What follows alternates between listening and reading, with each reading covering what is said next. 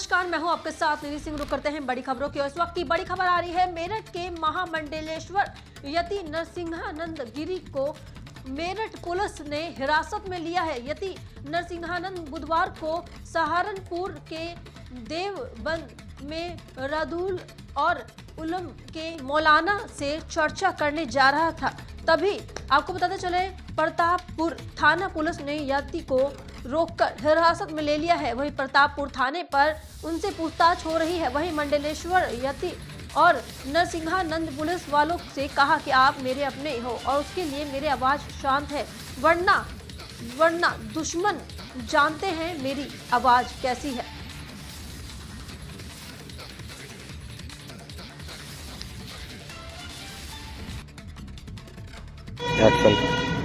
कहाँ से कहाँ के लिए जा रहे थे, किस मामले को लेकर जा रहे थे, क्या नाम है?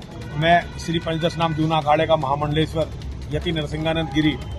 गजवाए हिंद पर जो देवबंद का भी फतवा आया है, दारुल उलूम देवबंद का जो फतवा आया है, उस फतवे के बारे में हम दारुल उलूम के मौलानाओं से बात करने के लिए हम जो है देवबंद जा रहे थे। लेकिन उन कट्टरपंथी मौलानाओं के जो शिष्य हैं, उन्होंने सोशल मीडिया पर माहौल खराब करना शुरू कर दिया, जिससे पुलिस प्रशासन को ये लगा कि हमारे वहां से जाने से माहौल बिगड़ेगा। तो इन्होंने मेरठ पुलिस ने हमें वहां जाने से रोक दिया है और यहाँ बैठा रखा है। तो आगे पुलिस का क्या कहना? और देखिए, पुलिस का कहना कुछ नहीं, अभी तो पुलिस वाले कुछ कह नहीं रहे, तो हमें बैठा रखा है। अब जो ये चाहे जेल भेजें या वापस, जो इनकी मर्जी हो वो अलग बात है, लेकिन ये अलोकतांत्रिक है। हम केवल वहाँ शांति प्रिय ढंग से बात करने जा रहे थे, लेकिन इसमें पुलिस की गलती मैं नहीं मानता, पुलिस प्रशासन की गलती नहीं मानता। मौलानाओं ने माहौल बिगाड़ा सोशल मीडिया पर, जिससे पुलिस को मुझे रोकना पड़ा। तो ये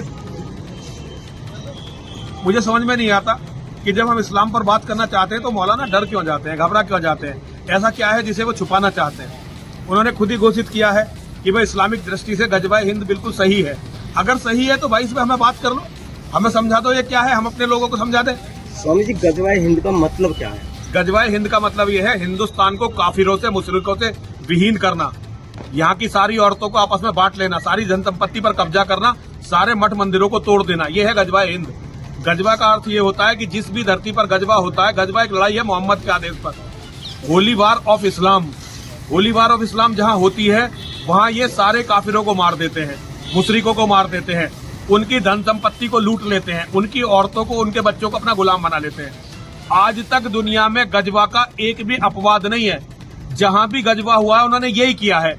अब ये कह रहे हैं कि इन्हें गजवाए हिंद हिंदुस्तान में मुकम्मल करना है।